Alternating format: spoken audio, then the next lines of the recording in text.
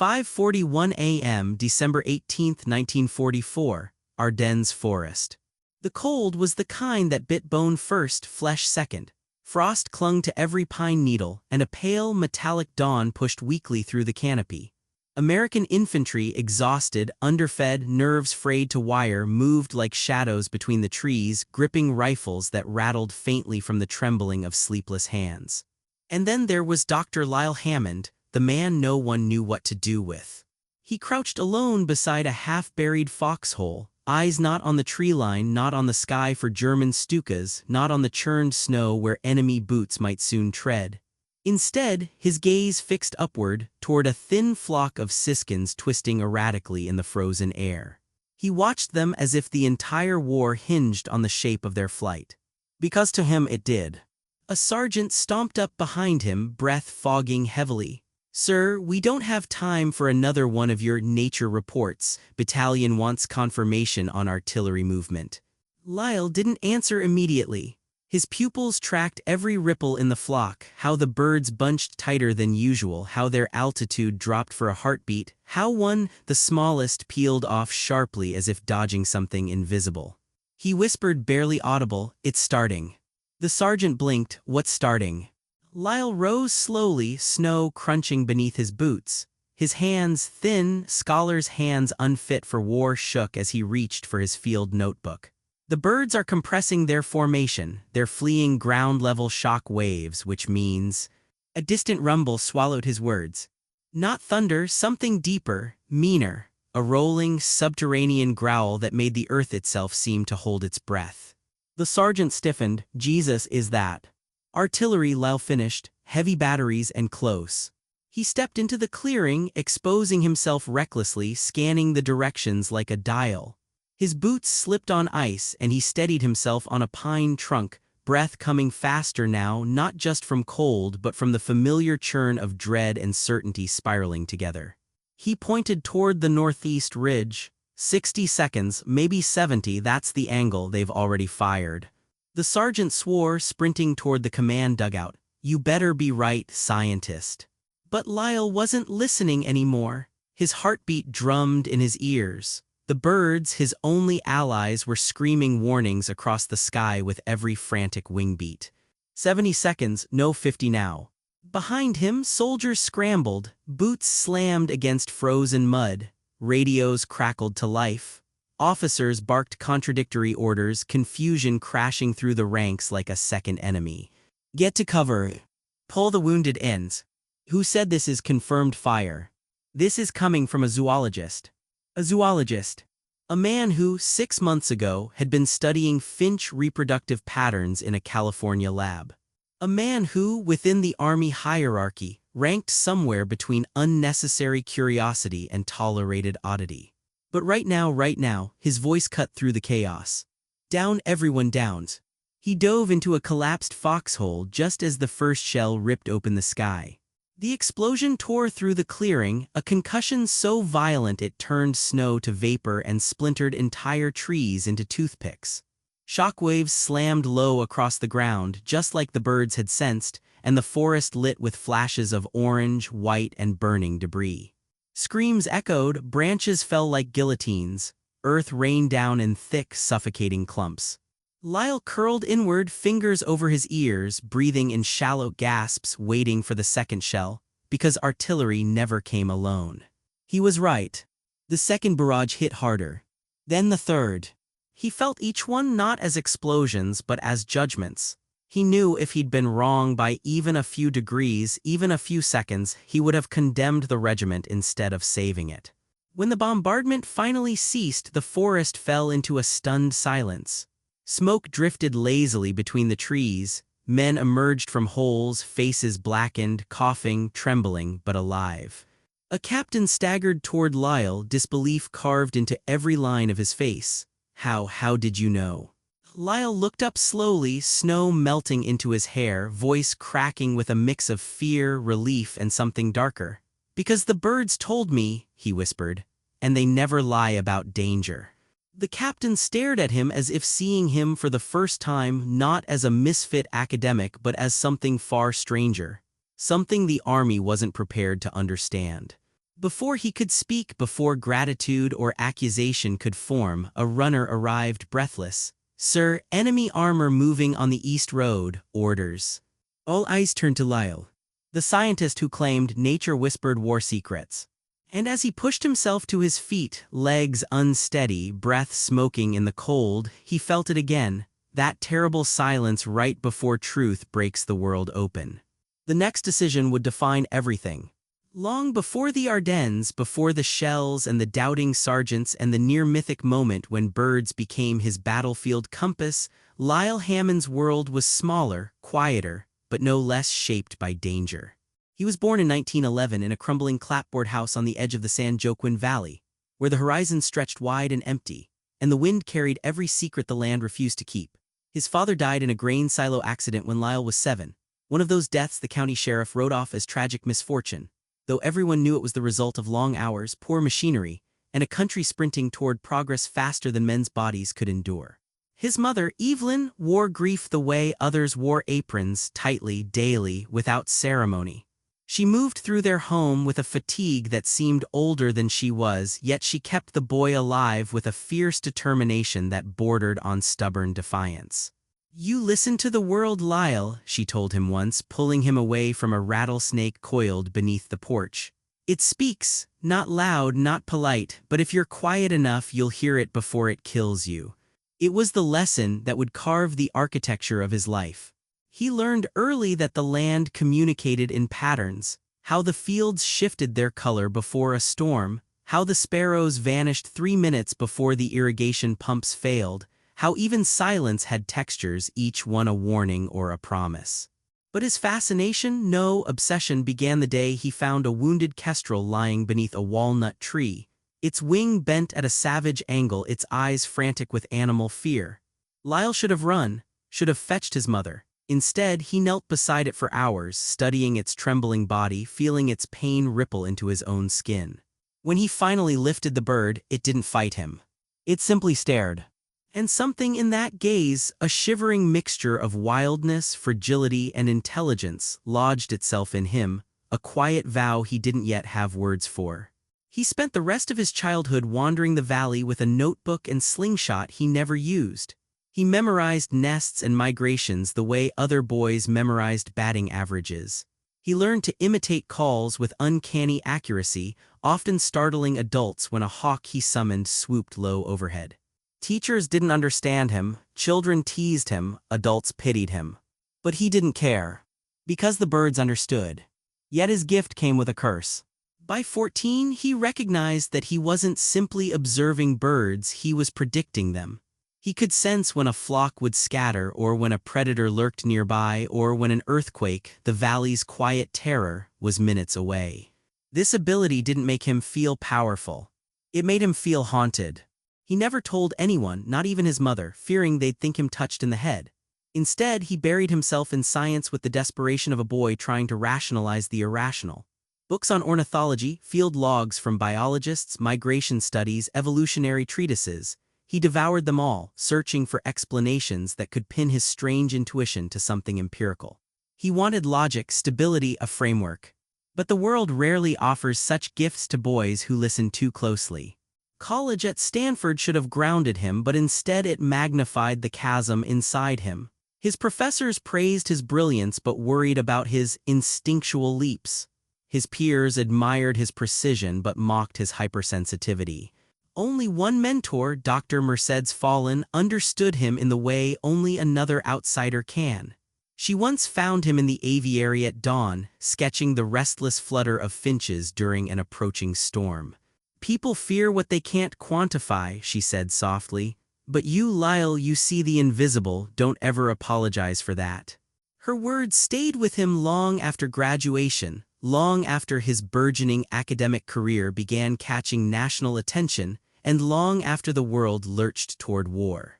But the moment that solidified his path came on a dry August evening in 1941, when a sudden eerie silence fell over the valley during one of his routine observation walks. Birds vanished from the sky. Seconds later, a freight train derailed half a mile away, its brakes having failed on the track. Lyle had felt it coming before it happened. He couldn't deny it anymore. Nature wasn't just observable. It was readable, predictable. And if he could read birds the way others read radar screens, what else could he detect? So when Pearl Harbor was attacked and the Army began drafting scientists, Lyle didn't resist. He didn't protest when they laughed at his theories. He didn't argue when they assigned him clerical duties beneath men far less capable. He waited, watched, listened. Because the world was about to scream louder than it ever had, and only those who understood its whispers would survive. The forest of Ardennes would prove that soon enough. Fort Benning, Georgia, summer of 1943. Heat thick enough to drown in, dust rising in slow, shimmering veils over the training fields. The rhythmic crack of rifle fire echoing like a metronome for a nation teaching itself to kill with precision. And amid all that, the sand, the sweat, the ceaseless barking of instructors, stood Dr. Lyle Hammond, wearing a uniform that fit him like borrowed skin. He didn't belong here, everyone saw it. But belonging was never the point. The Army didn't know what to do with him. His file labeled him zoologist, academic, non-combat specialty, which made him a logistical orphan drifting between units.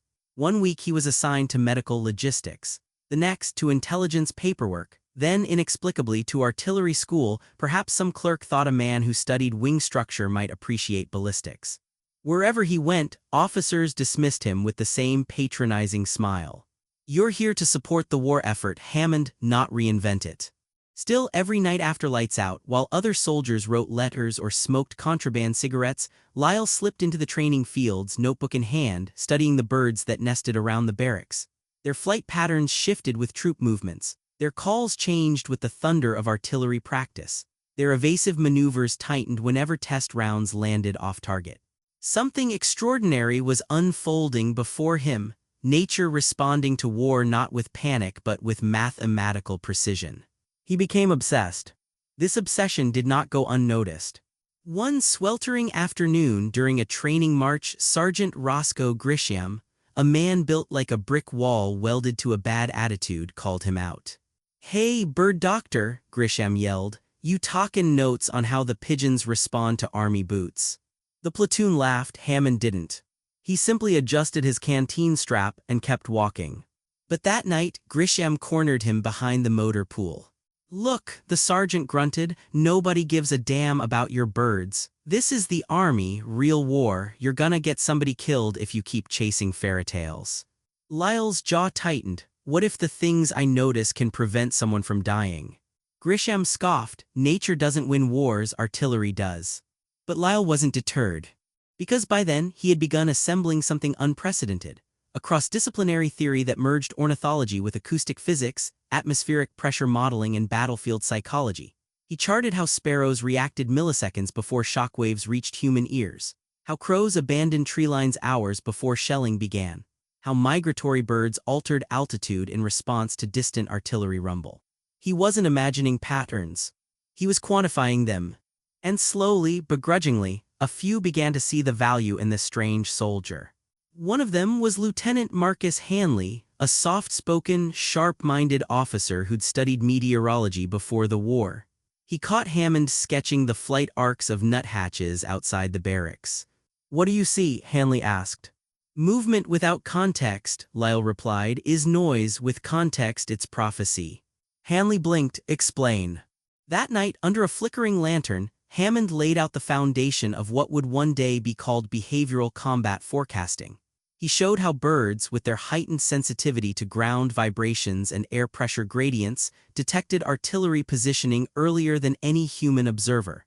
How their sudden dispersal wasn't random panic, but a coded warning. Hanley listened, really listened, and for the first time, someone in uniform didn't laugh. "Prove it," the lieutenant said at last. So Hammond did. 2 weeks later, during a live-fire exercise, he predicted, down to the minute, when a testing battery's misaligned cannon would misfire. Birds in the adjacent clearing had shifted formation abruptly, compressing in a way Hammond had documented only during artillery anomalies. When the cannon exploded backward, injuring 2 operators, Hanley stared at Hammond with a mixture of awe and fear. "You shouldn't know that," he said. "I don't," Lyle replied. "The birds do." Word spread, quietly, carefully. as if officers feared saying it too loudly might make the ability vanish. Hammond wasn't reassigned, but he was observed, shadowed, consulted unofficially during artillery drills. Some muttered he was unnerving, others whispered he was lucky. A few started asking questions they wouldn't have dared months earlier. Could he predict enemy fire? Could he detect ambushes? Could his bizarre sensitivity be weaponized? By autumn of 1944, Allied intelligence had heard whispers of a bird reader. They didn't trust science they hadn't commissioned, but they desperately needed any advantage as the German war machine prepared a final, desperate counterstrike. One cold November morning, Hammond received new orders. Transferring to 89th INF Division. Report to Ardennes region. Objective field observation. Subject classification, experimental. They called him an experiment. But when he stepped off that transport truck into the dark, frozen forest, hearing the distant rumble of something vast shifting behind enemy lines, he felt it deep in his bones. This was the mission everything had prepared him for. And there would be no turning back. Ardennes Forest, December 1944. A landscape carved out of ice, fog, and silence, a silence so complete that even seasoned officers felt an instinctual tightening in their chests. Something was coming, something big enough to tilt the entire war on its axis. But no one knew where. No one except perhaps the man the army still wasn't sure it believed in. Dr. Lyle Hammond arrived at the forward command post with snow clinging to his coat like ash and a look in his eyes that resembled both exhaustion and purpose. He had spent 3 days embedded with scattered infantry companies, watching the local birds in every clearing, every ravine, every shattered farmhouse. Their patterns were wrong, disturbed, agitated in ways only he understood. And now he had to convince hardened generals that their best mathematical estimates were flawed. Inside the bunker, a haze of cigarette smoke curled around a table cluttered with maps. Officers argued over artillery grids, supply bottlenecks, and poorly translated German intercepts. The Battle of the Bulge had already erupted to the north, but the commanders here still clung to the belief that their sector was safe. Lyle waited for a pause. There was none, so he forced one. "Gentlemen," he said quietly, "the birds are migrating irregularly." Every head turned with identical expressions: confusion, disbelief, annoyance. General Abernathy, square-jawed, fatigued, carrying the moral weight of too many casualties, narrowed his eyes. "Dr. Hammond, we appreciate your input, but we have actual intelligence to review." Lyle stepped closer to the table, pointing at the forest ridge lines. "You've been operating under the assumption that German artillery can't traverse this terrain without revealing itself. But the birds, every thrush, finch, and corvid species within 10 miles are funneling south in sudden, short bursts, not gradual shifts, panic shifts. They've detected deep ground shock vibrations." A major scoffed, "Birds don't read artillery manuals." "No," Lyle replied, "but they respond to them." He inhaled slowly, the bunker's stale air burning his throat. "There is a heavy battery group repositioning behind this ridge, and they're coordinating with armor. If you don't move the 3rd Battalion now, they'll be trapped in a crossfire within hours." Abernathy folded his arms. "Doctor, you're telling us birds have better reconnaissance than our scouts." A soft tremor in the earth answered for him, not loud enough for the officers to register consciously, but just enough for Hammond's instincts to ignite. He leaned forward, voice dropping. "They're testing range, you don't feel it, but they do, and they're fleeing east. You move your men west now." Silence. Then a new voice cut through, Lieutenant Hanley, freshly transferred, stepping out from the corner. "Sir, he's been right before." Abernathy exhaled, long and sharp. "If we reposition and you're wrong, Hammond, we expose a flank and lose supply lines." Lyle didn't blink. "If I'm right and you don't reposition, you lose an entire regiment." It wasn't the birds that convinced the general. It was the calm in Hammond's voice, the kind that comes from someone who has already accepted blame as the cost of truth. Abernathy slammed his fist on the table. "Move the 3rd Battalion to fallback positions, prep counter-battery fire, and get me updated recon on enemy armor immediately." The bunker snapped alive. Maps folded, radios crackled, runners sprinted through the corridors. Outside, boots pounded through fresh snow as soldiers scrambled to relocate before the enemy zeroed them in. But this wasn't the mission. This was only the prelude. As the battalion repositioned, Lyle separated from Hanley and moved deeper into the forest. He needed more data, more bird behavior, to confirm a fear he hadn't dared voice. Because something was off. Gravely off. Bird dispersal patterns indicated not one artillery group but two, one positioned for bombardment, the other for suppression fire, an ambush layered atop an ambush. He knelt beside a fallen spruce tree, notebook trembling in his grasp. Above him, a cluster of redpolls swirled erratically, altitude dropping, arcs tightening, not random, never random. "They're bracing," he murmured, "which means..." A distant metallic crack split the air. He froze. Not artillery. Not armor. A signal flare. German. High Command had predicted a defensive posture from the enemy in this region. They were wrong. Nature had known otherwise, and now Lyle understood the full weight of what the birds had been trying to tell him. The Germans weren't preparing for isolated bombardment. They were preparing a full encirclement. He sprinted back toward the command post, boots sliding across ice, lungs burning from cold and revelation. Every instinct screamed that he was running out of time, and that if the divisional leadership didn't act now, the 3rd Battalion wouldn't simply be shelled. They'd be erased. He burst into the bunker. "General, there's a 2nd Artillery group. Hidden, coordinated, they're setting a trap. We need immediate repositioning or we're walking straight into it." Abernathy stared at him, then slowly nodded. There was no turning back now. The first shells came not from the northeast but from the southeast, exactly where Hammond had warned, exactly where the maps insisted no artillery could possibly be moved. The ground shook with a violence that felt personal, as if the earth itself resented the men standing on it. 5:19 a.m. A thin sliver of moon clung to the horizon. Visibility almost zero. Temperature lethal if you lingered too long without movement. Snow drifted in gusts that obscured the tree line, transforming German muzzle flashes into ghostly bursts of orange inside a swirling white void. Hammond crouched behind a toppled log, breath fogging rapidly. Beside him, Lieutenant Hanley worked a field radio, voice tight with urgency as counter-battery reports flooded in, chaotic and incomplete. "They're firing in 2-minute volleys, alternating groups," Hanley shouted. "Pattern suppression," Hammond muttered. "They're hurting us." His notebook lay open on his knee, pages flapping wildly in the wind. Scrawled across them were rapid silhouettes, bird movements in the last 20 minutes. As the shelling intensified, the birds weren't dispersing upward, they were flattening their arcs, flying low and fast along the ground. A signature of deep-range artillery. The kind designed to pin men in place before armor swept in for the kill. Hammond closed his eyes for a fraction of a second, mapping avian chaos onto human terrain. He saw it clear as any tactical blueprint. A kill box forming around the battalion. German batteries to both flanks. Armor inbound from the south road, infantry weaving through the ravines. "General Abernathy," he yelled into the radio over Hanley's shoulder. "Shift the battalion west by 300 meters or they're boxed in."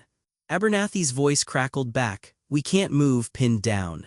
Hammond inhaled sharply. "Then you won't survive the hour." A pause, a decision being weighed. "Then all units prepare staggered withdrawal northwest. Go." The forest exploded with movement. Men abandoning frozen foxholes. Medics dragging wounded across root-snared ground. Officers shouting over the relentless thunder of artillery. But shifting under fire was suicide, unless they moved unseen. And that's when Hammond saw their chance. A storm gust rolled through the tree line, sending a blizzard of snow spiraling upward. Bird silhouettes vanished into the white cloud, instant camouflage. "If we move with the birds," Hammond said, grabbing Hanley's arm, "the Germans will miscalculate troop density. They're tracking motion through snow patterns, but the birds are masking the displacement." Hanley stared at him. "You want us to use wildlife as concealment?" "Yes, right now nature is our smoke screen." He didn't wait for an argument. They sprinted through the drifting storm, Hammond leading a cluster of infantry by reading the sky instead of the maps. Whenever a flock cut sharply left, he diverted. Whenever they dropped altitude, he signaled men to hug the ground. Whenever the birds vanished entirely, he pressed his soldiers against tree trunks and held breath until the next shell passed overhead. In the midst of this chaos, an artillery strike tore open the earth 10 yards ahead, the blast wave hurling Hammond backward into a snowbank. His ears rang, his vision blurred. For a moment, he wasn't in the Ardennes, he was back home, 7 years old, feeling the tremor of a freight train moments before derailment. A hand grabbed his collar, Hanley dragging him upright. "You alive?" Hammond blinked hard. Yes, the battalion." "They're following your lead, keep going." They pushed deeper into the forest where the snowfall thickened and the German firing pattern shifted. Not random, never random. A second artillery group was adjusting its angles in real time. Hammond watched the nearest cluster of redpolls, how they darted in tight loops before shooting upward. "They're bracing for short-range fire," he said. "Mortars. Mortars, they're that close. Closer." Then the forest erupted, not from above but from the ground. German infantry broke through the southern underbrush, firing bursts that cut through branches like the forest itself was bleeding. American soldiers dove for cover as bullets shredded the air.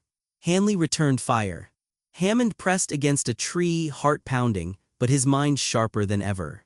Because the birds weren't fleeing. They were rotating, circling a single point. "A flank." "Get left," Hammond shouted. "Left side tree line, they're pushing around." Hanley didn't question. He relayed the command instantly, and the Americans shifted fire just as German troops attempted a wraparound maneuver. The ambush failed. Momentum broke. And for the first time, the Germans hesitated, surprised, thrown off by an enemy who seemed to anticipate their moves. Abernathy's voice roared over the radio. "We've got an opening, push to phase line Charlie." The battalion surged. Grenades arced through the forest. Rifles crackled in deafening synchronization. German lines buckled under the sudden counter-assault. And amid the chaos stood Hammond, watching the last flock rise clean, uninterrupted, free. It was over. Not a crushing victory. Not a triumphant charge. But survival against impossible odds. Because one man listened to voices the rest of the army couldn't hear. Hammond exhaled into the cold, trembling. The forest finally stopped screaming. When the gunfire faded and the snow settled into soft, exhausted drifts, the Ardennes looked almost peaceful, like a crime scene scrubbed too quickly. But the silence afterward was not the same silence from before the battle. This one had weight. History had been rewritten inside it. Men emerged slowly from the battered tree line, faces pale, movements unsteady, boots crunching through debris that hours earlier had been trees, lives, and certainty. General Abernathy walked among them, hands clasped behind his back, posture stiff not from authority but from the dawning realization of how close they had come to annihilation. And Hammond, Dr. Lyle Hammond, stood apart, leaning against a fractured pine trunk, his breath shallow, his uniform torn from blast debris. His hands wouldn't stop trembling, not from cold, from everything his body had processed and survived. He watched a cluster of juncos hop across the snow nearby, calm, unhurried, as if the forest had decided it was safe again. "You saved them," Hanley said quietly, stepping beside him. Hammond shook his head. "The birds did, I only listened." Hanley gave a weary half-smile. Plenty of men heard the birds, Lyle, only one understood them. As medics moved through the ranks, the cost of the morning revealed itself. Dozens wounded, several dead, equipment shattered beyond repair. But the regiment lived. An entire battalion survived a coordinated German encirclement because of something the army had never thought to classify as intelligence. Hours later, Hammond was summoned to the temporary command post. Abernathy stood over a map riddled with pencil marks and mud stains. The general didn't speak for several long seconds. Finally, "Dr. Hammond, I owe you an apology." Lyle swallowed. "Sir, that's not." "No," Abernathy interrupted. "Listen, if we hadn't moved when you advised, they would have cut us apart. You saw what none of us could." He gestured to a set of intercepted German communications. "Our analysts confirmed it. 2 artillery groups, flanking infantry, armor set to sweep through once we were pinned, exactly as you said." A strange numbness spread through Hammond's chest, not triumph, not pride, but something closer to grief, because he knew what this meant. "My methods," he said quietly, "aren't military doctrine." Abernathy huffed, "Maybe doctrine needs to change." That was the moment Hammond realized he'd crossed an invisible line. He wasn't just an oddity anymore, not an academic mascot, not a misfiled scientist shuffled between departments. He was now a weapon. Word spread through the division faster than any order. Soldiers approached him with a mixture of awe and unease, whispering that he could hear the war before it arrived. Some joked nervously that he carried a sixth sense. Others crossed themselves when he passed. Yet none of them understood the truth. Hammond didn't feel gifted. He felt cursed. Because the more he listened, the more he felt the world's danger thrumming beneath its surface. Every tremor, every shift in wind, every surge of avian panic. The war sharpened his instincts until they cut him from within. And when the Ardennes finally quieted in early 1945, when the German offensive collapsed and the front stabilized, Hammond found he could no longer silence the patterns inside his head. Even back at headquarters, he would jolt awake at night, convinced birds outside were signaling danger that no longer existed. One evening, Hanley found him staring out a frosted window, watching a group of crows circle above a field. "You'll go home soon," Hanley said gently. "Back to research, back to normal." Hammond's voice cracked. "There is no normal after this." Hanley didn't argue. There was nothing to say. The war had taken pieces of everyone. It had simply taken a different piece of Hammond. When he finally returned to California months later, the valley wind greeted him with the same dry whistle it had carried all his childhood. Birds flitted across telephone wires, unburdened by artillery rhythms or battlefield terror. They behaved like the world was sane again. But Hammond never heard silence the same way. The Army classified his work, labeled it behavioral forecasting, experimental, buried it in archives no civilian scholar would access for decades. When generals debated radar, codebreakers, and encryption triumphs of the war, his contribution was never mentioned. He didn't mind. History doesn't always remember the men who listened, only the ones who shouted. Still, on quiet mornings when the valley fog settled low and the air felt tight with the memory of things unseen, Hammond would step outside, close his eyes, and let the rustling wings of sparrows wash over him. Not as warnings, not as omens, just as reminders that he was still alive. And somewhere in a forest half a world away, men lived because he had learned, long ago as a lonely boy in a brittle house, to pay attention. This is the forgotten story of the zoologist who read the sky like scripture, who proved that nature, if understood, can outthink machines and outmaneuver armies. If you found this story powerful, subscribe for more untold histories. Like, comment, and share so this chapter of human ingenuity isn't lost again.